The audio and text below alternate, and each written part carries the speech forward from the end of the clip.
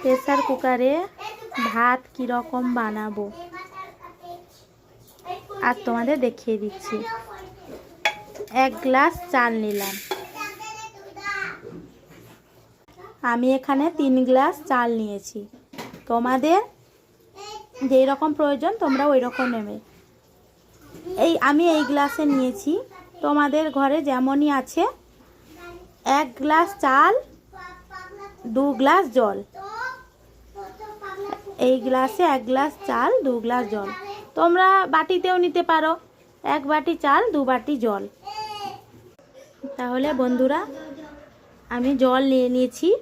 3 glass চাল নিয়েছি। আমি 6 গ্লাস জল নিয়েছি। তোমরা যেমন তোমাদের প্রয়োজন তোমরা ওই রকমই চাল নেবে। জলও 1 গ্লাস চাল, 2 গ্লাস জল পুরো মাপেই দেবে। ঠিক আছে বন্ধুরা?